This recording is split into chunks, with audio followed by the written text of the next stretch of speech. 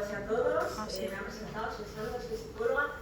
Y yo ahora vengo a hablar, de algo que no es tan ideológico como lo que hemos visto hasta ahora, sino de dos conceptos muy importantes que la mayoría de personas sabemos, pero que a veces no podemos estar en práctica en los tratamientos, ¿vale? Como es el apego y las emociones. Bueno, voy a empezar por el apego y la importancia que tiene en el desarrollo psicológico y social de los individuos. El apego se ha convertido en los últimos años en un concepto clave y fundamental para todos los profesionales que trabajamos, tanto con las familias como con los usuarios. Numerosas investigaciones nos ofrecen información sobre la importancia de los vínculos familiares y nos explican que las relaciones de apego seguro, que ahora hablaremos un poco más en profundidad de ello, dentro de los contextos familiares, están precisamente relacionadas con un mejor desarrollo psicológico y social de las personas.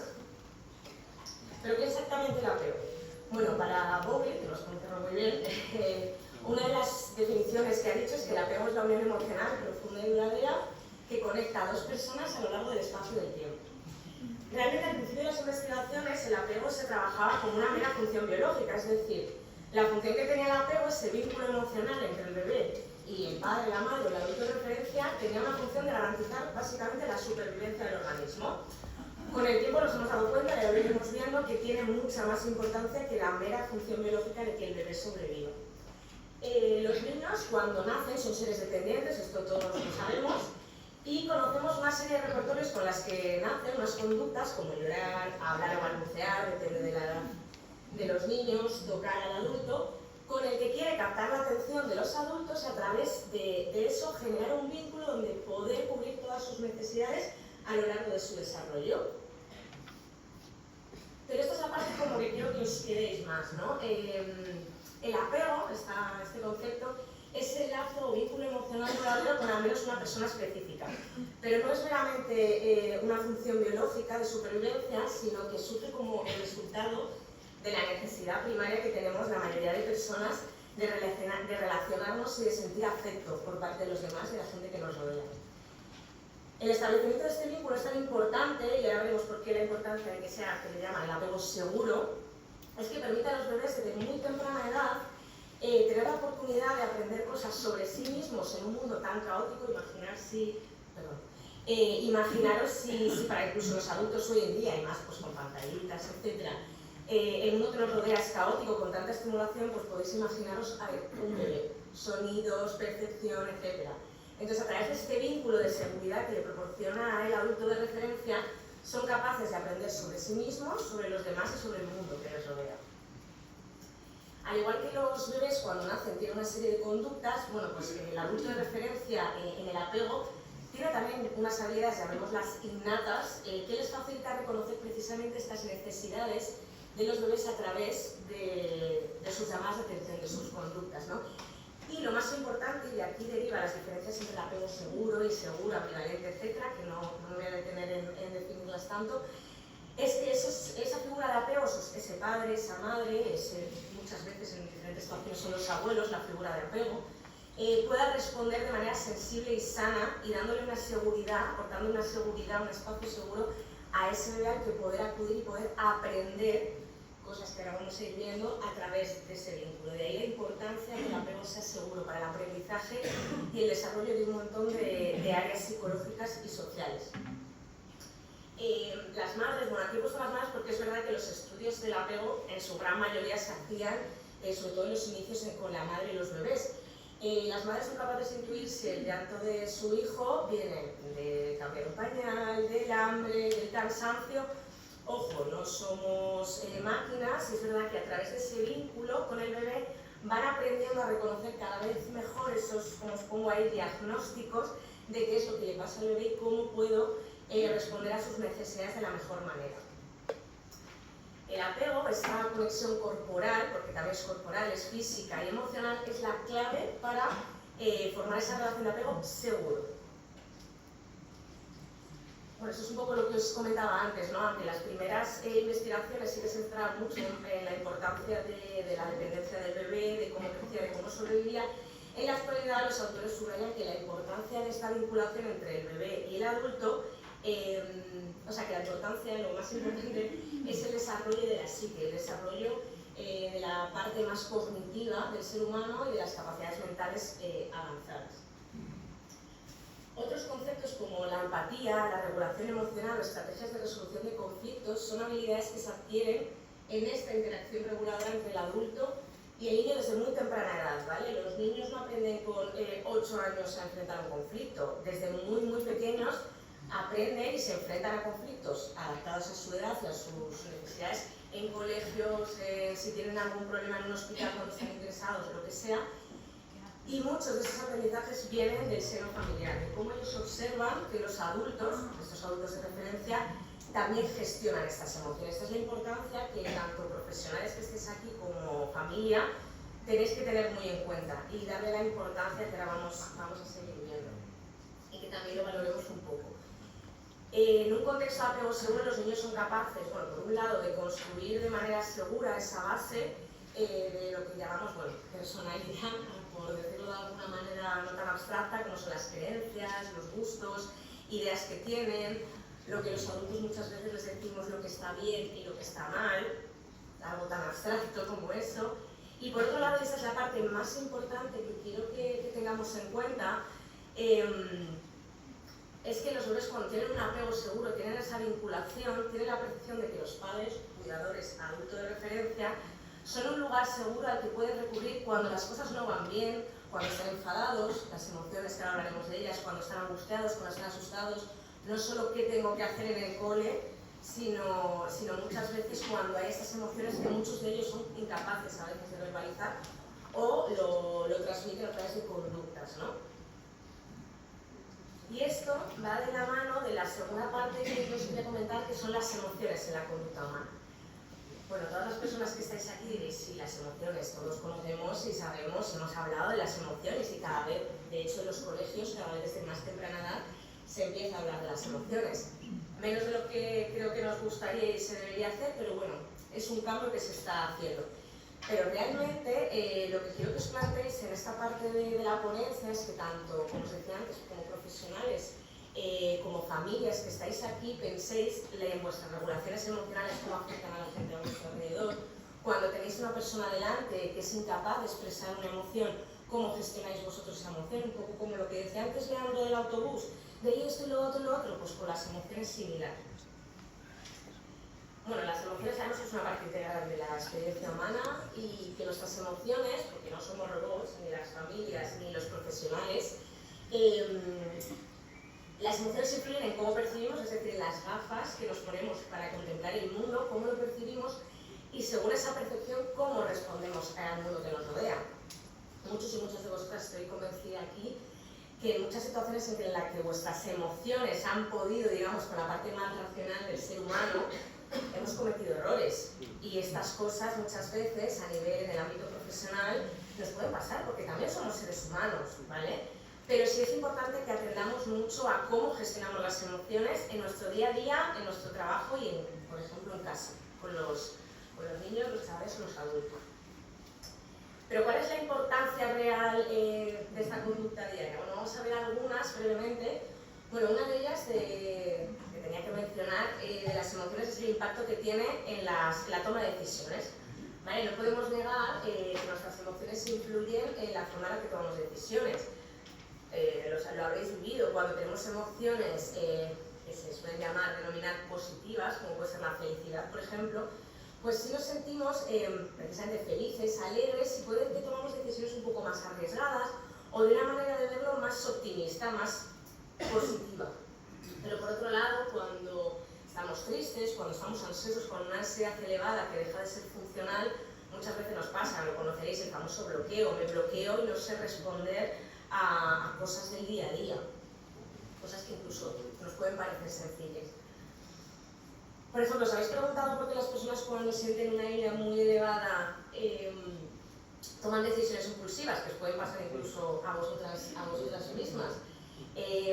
Esto para que me podáis entender, cuando las emociones juegan un papel fundamental, ya no solo químico en nuestro sistema límbico, sino en nuestro día a día, las emociones empiezan a crecer, para que lo entendáis como una balanza.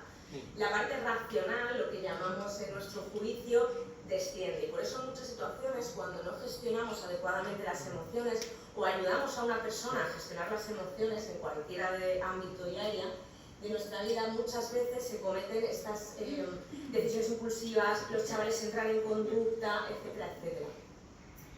Eso no quiere decir que desaparezca por completo la parte racional, pero es que coge mucho peso la parte emocional.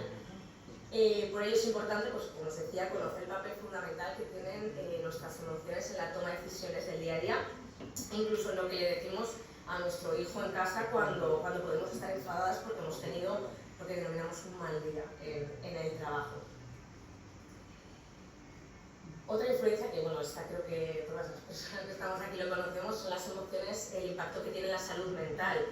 Cuando experimentamos emociones negativas, que luego haré una puntualización sobre esto que denominamos comúnmente emociones negativas, de una manera continua, como puede ser el duelo por una pérdida de un ser querido, estrés crónico en el trabajo, incluso en casa, en el propio hogar, con nuestra pareja, nuestros hijos, etc., o la que conocemos como depresión o sintomatología depresiva, está claro y todas sabemos que nuestra salud mental se ve deteriorada y eso muchas veces afecta a otras áreas. Esto pues lo conocéis como muchas veces se manifiestan síntomas de problemas de sueño, que es uno de los principales problemas que ahora mismo está cogiendo cada vez más auge hoy en día, dificultades para concentrarse, la anedonia, que es perder las ganas o el placer que sentimos por otras actividades que anteriormente sí nos generaban ese placer, ya lo he dicho, cambios de patrones de sueño, etcétera, etcétera. Por otro lado, igual que las emociones negativas, las emociones positivas, como pues la felicidad, la alegría, el amor, etcétera, pues tienen, obviamente esto lo sabemos, un efecto beneficioso en nuestra salud mental. Pueden aumentar nuestra sensación de bienestar, fortalecer nuestras relaciones con los demás, que se refiere con los vínculos, como hablábamos al principio del apego, que es uno de los que es el primero que se crea. La forma de percibirnos a nosotros mismos, como la autoestima, que esto los chavales con discapacidad muchas veces no se tiene en cuenta y aparece y es súper importante, y mejorar nuestra resiliencia frente a desafíos del día a día. Y esto es algo que os sonará y diréis, claro, sí, hay que cultivar la positividad sin entrar un poco en el Mr. Wonderful, ¿no? Pero sí que es importante, pero que muchas veces, y una de las principales situaciones que me encuentro, y hablo desde mi experiencia profesional, es que muchas veces cuando trabajo, sobre todo con las madres, en entrenamientos con hijos que han tenido pues, algún problema en el parto, cualquier tipo de discapacidad y sin discapacidad, muchas veces con las madres tengo que trabajar esta parte, porque las madres nos centramos mucho en trabajar con los niños y lo que le ha pasado, las consecuencias, etcétera, pero nos olvidamos muchas veces de las madres, digo las madres porque son las con las que más he trabajado, pero con madres o padres que no están regulando bien sus emociones porque están en una situación muchas veces incluso de duelo cuando nacen sus hijos. Y muchas veces actividades tan sencillas como las que conocemos, como el ejercicio físico, meditación y el cuidado personal, que esto lo tengo que trabajar mucho con las madres, porque se quedan en el rol madre, muchas madres que estéis aquí lo sabréis, se quedan en el rol madre y su parte individual se pierde. Cuando ellas no están bien, también afecta mucho al núcleo familiar y, por supuesto, a los hijos y a las hijas. Entonces, aunque estas cosas las sabemos, dejadme deciros que las ponemos muy poquito en práctica. La teoría bien, pero llevado a la práctica, bueno, pues obviamente no es fácil. Hay situaciones que entiendo que son complejas. Muchas veces... ahora, vale, pero ya está, ya ha llegado. Vale, otra de las repercusiones que tienen las emociones, que es muy importante, es las relaciones humanas. Igual que os hablaba del vínculo del apego, que es el primer vínculo que creamos con el que no solo aprendemos sobre nosotros mismos y el mundo, sino en cómo nos vamos a ir relacionando con los demás. Pues las emociones, por ejemplo, ahí está puesto mal, expresiones emocionales están muy realmente es el concepto, como por ejemplo la empatía, que hablamos mucho de ella y no la ponemos muy en práctica realmente, son fundamentales para construir las relaciones sólidas y sanas entre los seres humanos. Cuando somos capaces, la empatía, ¿no?, de ponerme en el lugar de la otra persona, entenderla y validarla, esto es un concepto muy importante, la validación emocional, fomentamos una mayor intimidad y comprensión mutua. Obviamente, por el contrario, cuando esa gestión emocional, cuando esas habilidades no están, por el motivo que sea, a veces puede ser por situaciones o variables externas, como una carga en el trabajo muy grande, etc., pues a menudo nos lleva a conflictos que son de difícil resolución y a dificultades en general en las relaciones con los demás. Y después de la teoría, hay una parte que es la práctica, que diréis, bueno, vale, sí, la gestión emocional, pero ¿cómo gestiono las emociones? Bueno, pues una de las principales cosas, esto sí que quería poner un ejemplo que veo mucho, es lo que se llama la validación emocional. Muchas veces a los chavales, incluso a los adultos, decimos no llores, yo esto lo sigo escuchando, no llores, no te enfades, no.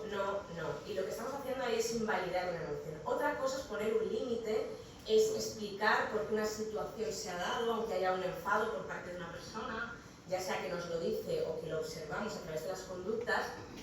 Pero ojo, esto de verdad que lo digo y aunque parezca que lo hacemos bien, no lo hacemos bien. O sea, a mí a veces también se me escapa porque el no llores es muy típico decirlo, ¿no? Y muchas veces sin querer en determinadas situaciones estamos invalidando la emoción de la otra persona y esto muchas veces nos lleva incluso con los chavales, y lo veréis, a problemas conductuales. Porque realmente una gestión emocional por parte del adulto buena es darle no solo el apego seguro, ese espacio seguro, sino que dentro de ese vínculo el niño, la niña o adulto se pueda sentir validado, pueda decir que estoy enfadado o a través de una conducta puede expresar un enfado de algo sin sentirse juzgado, o sea, que estoy diciendo no, eso está mal. Entonces esta parte, por favor, sé que puede parecer muy fácil, no, claro, eso lo podemos hacer, a veces se nos escapa, ¿vale? Y los profesionales también se nos escapan. Cuando aprendemos a identificar nuestras emociones podemos comprender mejor el origen de estas, esto también es importante. Si yo entiendo que las emociones no aparecen porque sí, ¿vale? Las emociones al final vienen de un bagaje, de un estímulo que aparece, puede haber la parte cognitiva siempre está en mayor o menor grado y eso que hemos interpretado nos lleva a sentir una emoción. Entonces es muy importante entender las emociones y entender el origen, de dónde nos viene, no esperar a que la emoción empiece a escalar y cuando ya estamos, hemos llegado a nuestro tope, ahí es cuando explotamos muchas veces.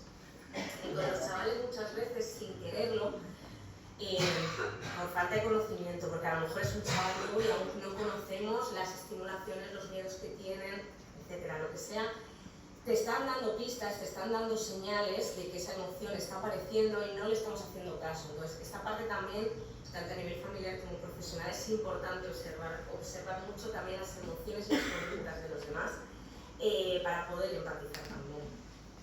Bueno, esto es un ejemplo, es lo que os quería decir, ¿no?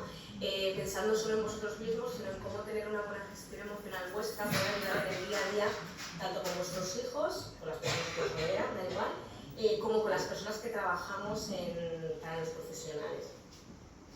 Y no solo para conocer las emociones propiamente dichas, sino para poder ayudar a otras personas que les cuesta verbalizar o simplemente gestionar esas emociones. Ojo, no es fácil, la teoría sí que parece muy bonita, pero en el día a día, por parte de los profesionales y de las familias, requiere muchísimo esfuerzo de observación, de vincularnos. El vínculo de apego no solo es importante en las familias, que es lo que más se suele decir, sino con los profesionales. O sea, el niño, la niña, el adulto crea un vínculo muy importante con los profesionales. Muchas veces para vosotros voy al trabajo, llego, hago lo que sea, fisio, logopeda, psicología, me da igual y luego me voy. Pero es que esos niños, algunos se pueden quedar aquí y otros irse, pero están creando un vínculo contigo. No vale solo llegar, hola cariño, ¿qué tal? Aparte de la verborrea de poder decirle 57 frases seguidas, sino hola cariño, ¿qué tal? Venga, sí, hacemos los ejercicios, la estimulación cognitiva desde la psicología clínica, no sé qué, me da igual. Y bueno, hasta luego. Sois muy importantes, lo digo a los profesionales que seguís, sois muy importantes para los chavales en cualquier tipo de terapia y de tratamiento, ¿vale? Esto también puede parecer una tontería, como claro, Santa, ya lo sabemos, bueno, que muchas veces se nos olvida. Aprender a regular nuestras emociones, aprender a regular nuestras emociones es un poco lo que acabo de decir, que no quiero repetir. Una vez que somos conscientes, le ponemos palabras, las verbalizamos y podemos observar y comprender a los demás, pues también nos ayuda a poder regularlas, ¿no? Esto implica pues, desarrollar una serie de habilidades de regulación para poder manejarlas de manera más eficaz y sana. Como os decía, muchas veces ayudar a otra persona, a nosotros mismos, a regular una emoción es expresarla. Muchas veces hablamos del desahogo, ¿no? Incluso con chavales que sí que tienen lenguaje, que empiezan a repetirte lo mismo y pum, se están desahogando, están contándote algo que para ellos es importante. Y si tú validas esa emoción, muchas veces es suficiente, ¿vale? Luego, obviamente, hay otras técnicas que conocemos, pero que también os digo que las ponemos muy poquito en práctica y las explicamos regulinchi, que son técnicas de respiración, la asertividad, que es poder hablar con las demás personas sin vulnerar nuestros derechos ni vulnerar los derechos de los demás, meditación, ejercicio físico y, bueno, en caso de ser necesario, pues acudir a un profesional. Y esta es la puntualización que quería haceros sobre si las emociones que comúnmente llamamos dañinas son siempre son negativas. Pues no, efectivamente no. Creo que ha habido por ahí un no. Efectivamente no. Es verdad que cuando sentimos las emociones que llamamos negativas, como puede ser una tristeza intensa, miedos que se acaban convirtiendo en fobias, etc., a lo largo de mucho tiempo pueden causar problemas porque tienen consecuencias negativas en otras áreas de nuestra vida, que es lo que nos mantiene en el día a día, nuestra estabilidad emocional en todas esas áreas. Pero es verdad que sí por ellas, por eso lo de no llores, bueno, llorar es la conducta, pero no te enfades, ay, no hay que sentir miedo por esto, no hay que, Pues no, esas emociones cumplen una función que de hecho es biológica, si no, no hubiéramos evolucionado y hubiéramos llegado donde estamos, ¿vale? Entonces, cuidado con estas cosas. Y bueno, eso es un poco repetir lo mismo, y ya con esto voy a acabar, no sé cómo tiene tiempo, creo que bien. Bueno, las emociones, por cerrarlo, las emociones juegan un papel fundamental en la conducta humana, desde influir en nuestras decisiones, influir en las conductas que hacemos o observamos en las demás personas, y afecta obviamente a nuestra salud mental y a las relaciones con los demás. Las emociones son una parte fundamental del ser humano. Todos los días sentimos emociones diferentes. Muchas veces no somos ni conscientes ni les prestamos atención, luego se nos hacen bola y es verdad que es cuando a veces surgen los problemas, pero tanto el cuerpo y la mente van unidas y nos van explicando y nos van dando, nos llaman la atención, pero muchas veces es verdad que no les damos esa importancia. Aprender a reconocer, comprender y gestionarlas puede tener un impacto enorme en nuestro bienestar general y por tanto en nuestro entorno, es decir, en la gente que nos rodea, familiar, trabajo, etc. Y ya por último, os quería, es verdad que es una pregunta, porque ahora mismo no podemos en este momento debatirlo, pero es una pregunta retórica que no quiero solo que la respondáis, sino que también os ayuda a haceros preguntas a vosotras mismas sobre qué importancia veis en vuestro día a día en relacionaros o trabajar, depende del ámbito, desde un vínculo de apego seguro y con un adecuado conocimiento y gestión de las emociones. Esto os lo dejo aquí. Quiero que también sea una pregunta que os lleve a haceros otras preguntas a lo largo del tiempo. Y con esto, pues, agradeceros la atención.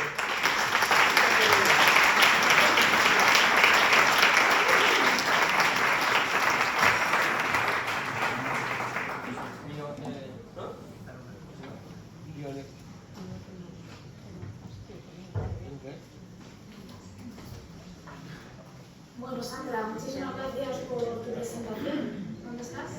Ay, no te veía. Muchas gracias por tu presentación. Yo tenía aquí, pues como en todo cada vez que iba interviniendo, pues si acaso no se me ocurría qué decir cuando salían los ponentes, tenía aquí algo preparado, ¿no? Pero me lo voy a saltar porque hay dos cosas que quiero destacar de tu presentación que me parecen súper importantes, no solo para en nuestro día a día como personas, en nuestro trabajo, con nuestras familias, con nuestros hijos, sino en el trabajo, cuando tratamos con los chicos directamente en atención directa. Una es un concepto que yo leí un día, ya habiendo estudiado la carrera de psicología, que se llama el secuestro de la amígdala. Seguro que los profesionales que están por aquí nos pueden dar una lección más de eso, porque yo la verdad que yo no me dedico directamente, ¿no? Pero digamos que de alguna forma la amígdala es la que regula nuestras emociones. Cuando nos cabreamos, cuando tenemos un conflicto con alguien, cuando un chico nos acaba de agredir, cuando acaba de darnos una situación que somos humanos y tenemos que sentir, ¿vale? ¿Qué ocurre? Que la amígdala es secuestrada. Si la amígdala, que es la que nos regula, digamos un poco la capacidad de raciocinio, de actuar de una manera adecuada, no está en nuestro cerebro, en ese momento está claro que no podemos tomar decisiones. En ese momento tenemos que ser conscientes de que estamos enfadados, cabreados, con ira, como quieras llamarlo, y no es el momento de actuar de ninguna manera. Cuando os habrá pasado a todos, cuando os cabreáis con quien sea, con vuestro marido, que eso pasa muchas veces, y te vas, te da el aire, piensas, reflexionas, la amígdala poco a poco que la han secuestrado vuelve otra vez a nuestro cerebro, ¿no? No estoy equivocada, ¿verdad, Sandra? Entonces, digamos que en ese momento la química está pensando por nosotros. Si la química está pensando por nosotros, no puedo dejar que eso sea así. Tiene que volver el raciocinio. Esto, cuando yo lo aprendí y lo apliqué en mi casa, yo tengo 3 hijos, varones, un marido, varón también, que me sacan muchas veces de mis casillas, imaginaros cuando son pequeños. dice voy a ponerlo en práctica. No me voy a cabrear porque me tengo que permitir cabrearme. Pero no solo aquí, en mi trabajo también, con un compañero, con un chico. Pero la educación de saber, la psicoeducación de saber que lo que me está ocurriendo en este momento es eso, me tiene que hacer darme cuenta que en ese momento no puedo tomar ningún tipo de decisión. Tengo que esperar a que la amígdala vuelva otra vez a mi cerebro para tomar decisiones racionales. Eso nos ocurre, ya sabéis, en todos los momentos de nuestra vida. Eso por un lado. Por otro lado, espero haberme explicado bien. Por otro lado, el tema de la validación de las emociones. El otro día lo hablaba con él y me dice, ¿pero eso qué es? ¿Validar emociones? ¿Pero qué es validar emociones? Bueno, pues eso lo leí en un libro, también de María Montessori, me da mucho de esa educación, que yo digo que por la mañana me levanto Montessori porque me llamo María, pero acabo acostándome en Mussolini. Quiero decir, yo lo intento, de verdad.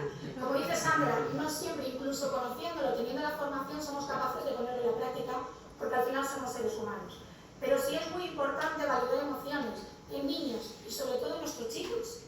Cuando entendemos por qué están actuando de una manera determinada, no juzgamos. Y no, es que salta todos los días así, es que solo frena de conducta que tiene todo el día. ¡Oh, ha llegado a casa! ¡Madre mía, ha llegado a casa!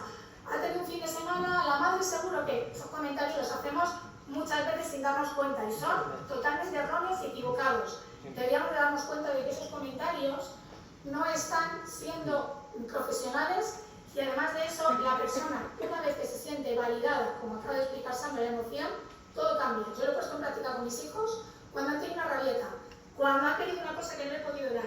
En vez de explicarle y cabrearme, no, es que ahora esto no puede ser. Yo ahora no te voy a dar machuchería porque ya has comido un montón. Pero voy a hacerlo de otra manera. Y he probado también hacerlo con los chicos y funciona. Cuando el niño está con la rabieta en el suelo y te empieza a decir que quiere, pero no puede ser por muchas razones, cambias el discurso y desde la tranquilidad le dices, cariño, entiendo perfectamente que quieras más chucherías, porque te gustan un montón las chucherías, a mí también me gustan un montón, pero ahora tenemos que ir a casa, tenemos que cenar, si te parece, la podemos guardar para mañana, pero yo entiendo cómo te estás sintiendo. Yo solo he puesto en práctica con mis hijos y funciona, os invito a que lo hagáis. Os pongo ese ejemplo porque es muy, del día a día, pero si lo eleváis a cualquier otro ejemplo veréis cómo eso en el trabajo, con vuestros hijos y con vuestros maridos y mujeres, funciona. Porque la persona no se siente atacada y agredida, se siente comprendida. Y cuando la persona se siente comprendida, hablas en un lenguaje y en un discurso totalmente diferente. Cuando tú atacas, lo que la persona hace es responderte con ataque o a la defensiva. Cuando tú comprendes, cuando tú validas la emoción de esa persona y no la juzgas, el diálogo va en otra línea. Me salto lo que tenía, espero que esto os haya aportado algo. Por supuesto, Sandra, tu ponencia ha sido maravillosa. Y bueno, dejando de ver las emociones de un lado, vamos a pasar a hablar de la técnica, una técnica muy innovadora y reveladora en el mundo de la medicina, la miotenofasciotomía. Esta ponencia estaba prevista que la realizara Igor Nazarov, pero lamentablemente no nos va a poder acompañar. Le ha surgido en esta semana un compromiso en Rumanía y ha tenido que desplazarse para poder realizar una operación. Pero tenemos a su compañero Leandro, tenemos una foto con él en el quirófano para que os creáis que es su amigo. Y él, mejor que nadie, que me ha contado las intervenciones que ha hecho, nos va a poder enseñar y mostrar los resultados de esta técnica tan innovadora dentro de la medicina. Aunque no nos acompañe hoy Igor, quiero pues un poco mencionar de su trayectoria y su extenso currículum profesional. Es licenciado en Medicina por la Universidad Médica Estatal de Samara, Rusia. Cirugía pediátrica y cirugía ortopédica por la Universidad Médica Estatal de Samara, Rusia. Doctorado científico en cirugía mínimamente invasiva. Tesis científica en parálisis cerebral por la Universidad Médica Estatal de Moscú, Rusia. Y además es miembro de la Asociación AECO. Pasamos a la ponencia, a la presentación, que la va a hacer Leandro. Gracias.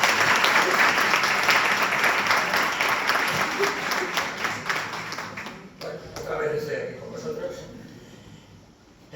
Os voy a poner un vídeo que me ha dejado Miguel, a ver si tenemos suerte.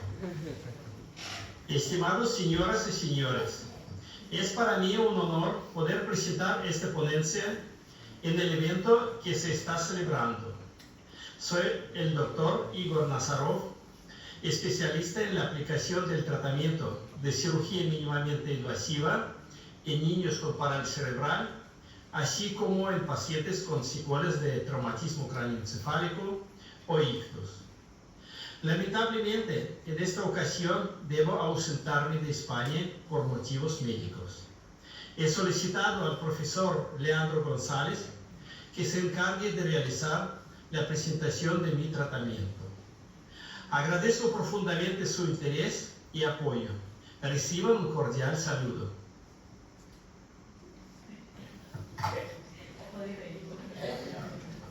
No, es ruso y tiene un español, pero bueno, ya lleva afincado mucho tiempo. Bueno, nos conocimos hace 30 años, cuando empezó a moverse mucho ese tipo de cirugía, que iban los padres a Rusia y era una situación para los padres catastrófica. Me puse en contacto con él, vino a España, al final se asentó y desde entonces pues la verdad es que hemos hecho una colaboración bastante cerrada y bueno, interesante. Esta es una técnica quirúrgica que se desarrolla fundamentalmente en lo que era la Unión Soviética, hoy Rusia. El telón de acero nos separaba excesivamente de aquello, pero bueno, es importante poner en punto que en Rusia la medicina siempre ha estado muy avanzada a pesar de los muy pocos medios que tiene. Luego os cuento una anécdota importante con él. Y bueno, pues empezamos a colaborar con él ya hace 30 años por lo menos, o yo que sé, muchísimos. Él lleva 33 años trabajando y la cirugía se llama miotenofasciotomía selectiva cerrada para la eliminación miofascial en pacientes con daño cerebral. Ahora os explico un poco de qué va. ¿Qué es lo que se trata? Pues secuelas de parálisis cerebral, de traumatismos cráneoencefálicos, de derrames cerebrales, ictus, malformaciones, hemiparexia, diparexia, deformidades de los pies, todo el tipo de secuelas que generan estas patologías a nivel miofascial. Este es el tema importante. ¿A mí por qué me interesó? Pues porque evidentemente marcaba un antes y un después en lo que la cirugía iba a marcar para nuestro trabajo con la parálisis cerebral. Yo, aparte de esto, luego estuve y he estado haciendo unos estudios específicos de cómo es el músculo en la parálisis cerebral. Y la gran diferencia que hemos encontrado es que no tiene nada que ver el músculo que hemos desarrollado dentro de la biomecánica normal del músculo de la parálisis cerebral. El músculo de la parálisis cerebral es un músculo mucho más largo, con unos aparatos de Golgi donde están los sistemas, los sensores de retracción y contracción, y eso supone, de alguna forma, eso que veis, esa delgadez, esa especie de acortamiento de esa musculatura y esa tensión. Bueno, pues esto es lo que se trata. En consecuencia, ahora veréis cómo cambia y modifica mucho el panorama con relación a la tradicional cirugía que se hace en estos casos. ¿Qué sucede? Sucede que no la quieren conocer. Nosotros hemos hecho en la primera etapa, yo tengo unos cuantos amigos traumatólogos, se lo hemos presentado, mirad esto por si queréis aprender, pero evidentemente para aprender fundamentalmente tienen que conocer y les ofrecimos estar en el quirófano para que lo vieran, para que aprendieran. Aquí tenemos a la madre que está ahí, el médico de cabecera, y ella ha estado en el quirófano y lo ha visto. Es básicamente un tema súper sencillo, pero no han querido. De hecho, hubo una primera etapa que la tuvimos, como siempre, todo fácil, muy complicada, donde hubo una denuncia, pasó a la escuela, al Instituto del Medicamento y tal, y efectivamente al final dijeron un poco como cuando yo presenté la tesis, lo mismo, lo decimos que sí porque no tenemos ni idea de lo que hacéis. Y evidentemente salió validada porque efectivamente los hechos en la práctica demostraban que era efectivo como hizo un poco a ver. Y bueno, pues a partir de ahí se liberaron las cosas. Yo ahora trabajo con él, colaborando aquí en Madrid en el quirófano. Yo no meto el bisturí porque no es mi función, pero sí le ayudo colocando y sujetando para que veamos cuánto de retracción se quita. Es muy, muy interesante. Durante los 2 primeros años, después de haber recibido un daño cerebral, los músculos excesivamente contraídos por una espasticidad continuada e hipertono sufren procesos metabólicos como falta de oxigenación, nutrición, exceso de ácido láctico. ¿Qué quiere decir esto? El músculo está en una zona y el componente sanguíneo más importante está por dentro. El músculo es el que al moverse hace que la sangre funcione. Cuando está aquí y ese músculo no tiene ese proceso del sistema nervioso de formación, no llega el suficiente componente vitamínico, proteínico y eso, a esas fibras del exterior y en consecuencia se atrofian. Eso es lo que realmente está pasando. Y entonces, en vez de hacer las típicas tenotomías y fasciotomías, lo que hacemos es intervenir directamente en aquellas fibras miofasciales, que es el recubrimiento, que ahora vais a ver, de ese músculo. Liberándolo, se libera la pierna. Ahora lo vais a entender perfectamente. Es, bueno, la pierna porque es lo que más hacemos. Bueno, lo entendéis aquí muy bien. Fundamentalmente estamos interviniendo no en esta zona en concreto, sino en esta zona, que es eso que en los filetes en casa todo el mundo dice que es el nervio y que se saca para blanca, lo que lo cubre. No sabes a qué ¿No se ve? Vale.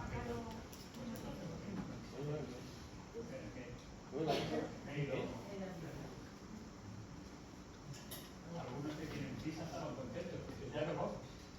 Ya. ¿Veis? Esa parte que cubre, porque luego la estructura, como veis, es una estructura de fibrillas agrupadas en paquetes y todo eso está vascularizado. Esta vascularización es la que falla, la que acaba destruyendo toda esa parte. El problema, perdón. Que no te oíamos. Perdón. Es que perdón, sí. El próximo me acuerdo de eso. Entonces, que digo que esas miofibrillas que veis con ese tejido, que es el tejido. A ver. Es que yo tampoco veo mucho. Es que tengo un 65% de discapacidad, yo también, No pensé que aquí no nos libramos nadie. Bueno, pues entonces veis todo este riego que falta, en lo que va acabando en los bordes fundamentalmente destruyendo. Y el músculo se va tenotomizando, el tendón va ganando espacio. Esto es una de las cosas con las que más he hablado yo con Juan en nuestro tiempo. Porque no entendíamos cómo si podemos trabajar, seguimos con si al final se nos escapan. Hacíamos las tenotomías y a los 2 o 3 años seguíamos en las mismas, porque no estábamos interviniendo en el sitio. Y se sigue, porque este tema sigue. Ahí lo veis muy bien, cómo es ese tejido miofascial separado. ¿Cómo veis? ¿Cómo es ese tejido miofascial separado? Nada, yo recomiendo que vengáis a mis clases y así me veis moverme. Es lo que hago. ¿Vale? Lo veis separado, ese tejido es el que realmente se interviene. Y ese tejido tiene esta forma, como veis, que es una forma muy fibrosa, al que en cuanto le falta el más mínimo de componente sanguíneo, rápidamente las fibras se hacen rígidas y arrastran al resto del paquete muscular. ¿Lo habéis entendido bien así? Bueno, ahora lo vais a ver todavía mucho mejor. Esta es la concreción. Yo tengo un músculo que tiene los tendones y que ese tendón. El ejemplo mejor es, cogéis 4 o 5 gomas en casa del pelo, ¿vale? Y hacéis esto. Eso es un músculo. Ahora poner una cuerda. Veréis que ya no lo podéis hacer. Simplemente la cirugía lo que hace es cortar la cuerda. Y entonces volvemos a recuperar la movilidad. Así va fácil, así de sencillo. Bien, y aquí lo vais a ver. Es decir, la fibra roja es la fibra que está desmilitarizada, que impide el movimiento completo, como veis, del brazo. Se entra con el escalpelo, es muy finito, es un poco más que una aguja, se corta esa miofibrilla o ese tejido miofascial y se libera la situación. Evidentemente esto luego requiere de un posoperatorio. Ahora sí lo habéis entendido, que sí, se ve clarísimo. Bueno, en estas zonas de retracción suele surgir un síntoma que es el dolor. Esa es la guía para nosotros. Cuando se desvalora, pasamos simplemente el dedo, que esto era lo que sentaba fatal a nivel médico. ¿Cómo con el dedo puedes saber? Pues porque en esa zona concreta aparece el síndrome de dolor. Duele, nos duele la musculatura. Simplemente pasas el dedo y bota. Aquí hay algunas personas que han sido intervenidas por él. Por ejemplo, allí está Andrea. ¿Es así o no, Andrea? ¿Te dolía o no te dolía antes? Sí, antes sí. Bien, y ahora no. Claro. Entonces, eso es una parte muy importante, porque el dolor, ¿qué hace? Generar más inmovilidad, más retracción, más dolor, y entramos en ese círculo vicioso que Juan y yo no entendíamos. Y que hoy, afortunadamente, entendemos. Si esas retracciones van siendo muy graves y llegamos a una edad importante, como el proceso biomecánico no se lleva en condiciones normales, ¿qué es lo que se nos deforma? La estructura ósea, la articulación. Cuando llegamos a ese nivel es cuando ya tenemos serios problemas. Por eso tenemos que atajarlo antes de que este problema ocurra. Bien, los esfuerzos por los médicos para recuperar todo esto, pues ya lo sabéis cómo se hacen, ¿no? Fundamentalmente con las esterotomías, las osteotomías, algunas de ellas cirugías muy complejas, muy dolorosas. Cuando, por ejemplo, se hace una osteotomía varizante de la cabeza femoral, eso es terrible, porque al final estamos hablando de procesos de 6-7 meses posoperatorios de un dolor increíble. Aquí ni hay que poner escayola, al día siguiente se van, ahora lo operéis y tiene un resultado inmediato. Vale. Es una intervención mínimamente invasiva que posibilita liberar los músculos de esas retracciones, seccionando solo las fibras que están acortadas.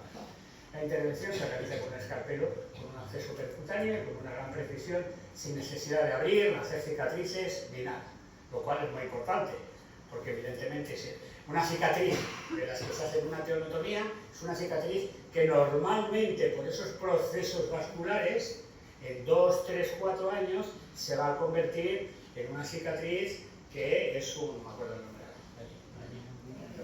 que se convierte en la cicatriz cuando es muy buena. Se convierte en un queloide. Entonces ese queloide se convierte además en otra retracción. Consecuentemente ya tenemos dos, la del músculo y la de la propia piel. Vale. Entonces, ¿cuál es el procedimiento? Pues se hace la primera visita, se determina cuáles son las zonas, se apunta, la operación se hace bajo anestesia general, inhalatoria, no se intuba, realmente es una sedación porque dura 20 minutos, en realidad son 30 minutos, pero 20 minutos es la cirugía. No se requiere inmovilización, no hay yesos, porque quitar un yeso no sabéis lo que supone después del dolor en esa inmovilización. Se trata de una cirugía mayor ambulatoria, el plazo son 24 horas, se ingresa, se interviene, se pasa la noche, por precaución y al día siguiente se marcha. El dolor no es intenso y se recomienda tomar algún analgésico, pero también os digo, normalmente no suele valer. Sí es importante que luego tenemos que hacer, que aquí no lo he puesto, un postoperatorio de al menos 6 meses. Importante, donde para nosotros es fundamental la intervención de la familia. Porque no vale con trabajar media hora a la semana, hay que trabajar todos los días, ¿verdad? Y hay que trabajar 2 o 3 veces al día. Evidentemente eso tiene un costo salvaje, entonces la situación es muy fácil. Lo enseñas a la familia y la familia se ahorra viajes, se ahorra desplazamientos y esto es muy simple. Bien.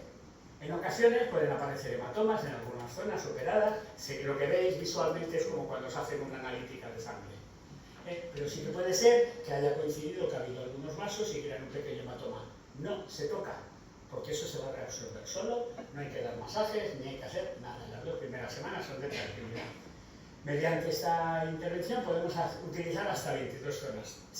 Incluimos para los ojos y para el mastetero, lo cual supone que tiene una intervención directa sobre el babeo, no lo quita del todo, pero lo disminuye, porque esos músculos, al reducir su intensidad, hacen que la boca se pueda mover, y en la vista es impresionante, porque al liberar facialmente mejora la visión. Y eso te lo dicen ellos, veo más claro, veo mucho más claro. No es que, ¿por qué? Porque lo que tenemos es un corte circulatorio. Y ese corte circulatorio lo que hace es impedir que el músculo se esté moviendo bien. Al final, como veis, todo funciona en lo mismo. Hay una probabilidad de que el 25% con el paso de los años se produzcan nuevas retracciones, pero bueno, se puede realizar otra nueva intervención. No suele ser lo habitual. En los casos muy graves, muy severos, sí que hay que hacer 2 o 3 intervenciones porque se pueden tocar 22 zonas. Se pueden tocar aproximadamente cerca de las 70 o 80 zonas, pero evidentemente tú no puedes tocar 70 zonas en una intervención, porque aunque tú por fuera no estás viendo cicatrices ni ves nada, los cortes son evidentemente muchos y hay que dejar un poco a la recuperación. Y la frecuencia pues sujeto a particularidades de cada paciente. Los padres siempre preguntan, ¿y esto es ya para siempre o hay que hacer más? Pues depende. Y sobre todo, ¿sabéis de qué depende? De un buen acto postoperatorio. Yo ahora tengo unos cuantos que están operados en Santander y aquí en Bilbao, y ellos lo que hacen es bajar aquí, yo les enseño a los padres, hacemos una sesión intensa, se van y luego nos comunican unos, para eso tenemos la tecnología, por el teléfono o por aquí, y entonces les voy guiando porque ellos ya saben cuál es el proceso que tienen que hacer. Como lo saben, lo que hacemos es ajustarlo simplemente con el teléfono, y eso tú lo has conocido también porque lo hemos hecho juntos.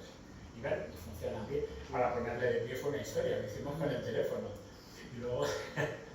Pero bueno, son historias bonitas, porque al final todo esto, el que des la participación al padre también supone que la potencia del padre en este caso y sentirse partícipe de que ha ayudado y que es una parte importante, no que está ahí apartado sin participar en nada, para mí es fundamental, porque también cambia la emoción del padre.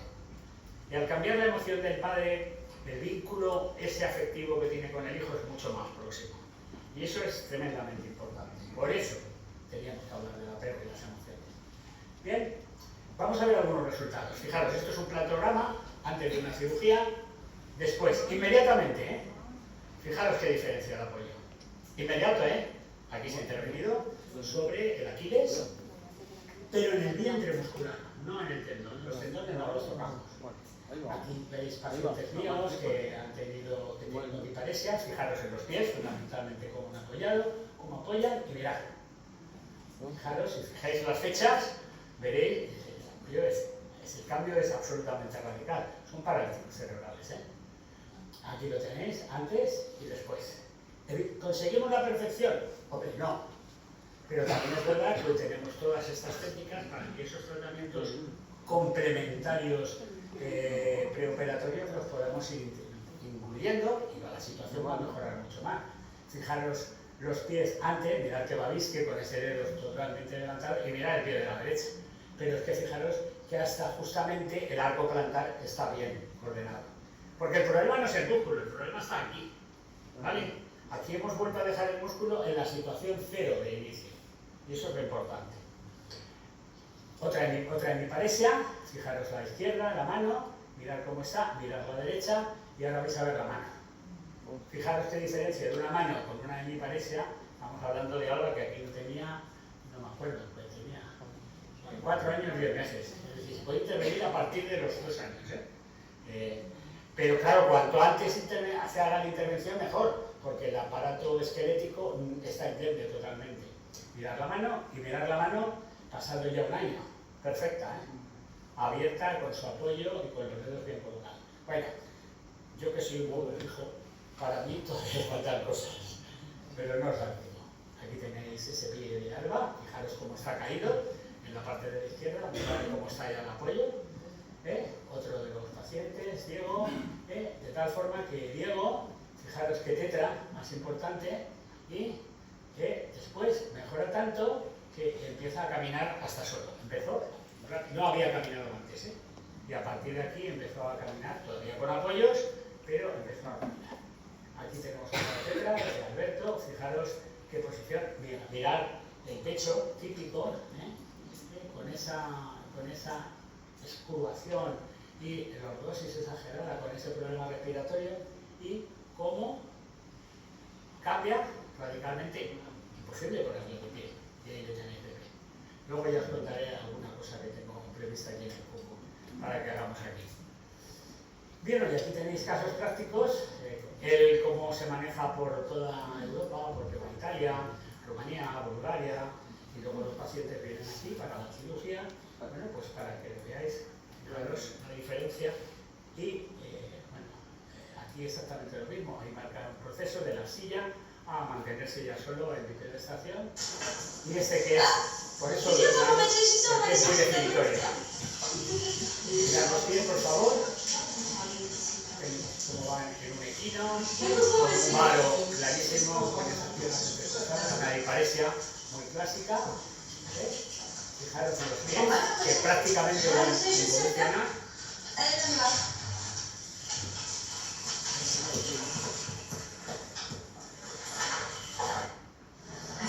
Fijaros ahora. Sigue siendo una hiparesia, pero no se parece en nada, ¿a que no? No es un caso que os traiga aquí porque sí, esto es lo habitual.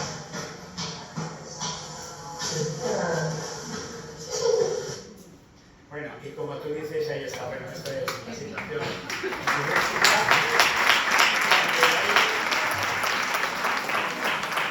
¿Cómo nos disfrazamos?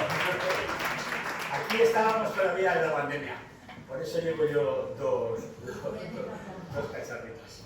Vale, pues luego si queréis ya nos preguntáis.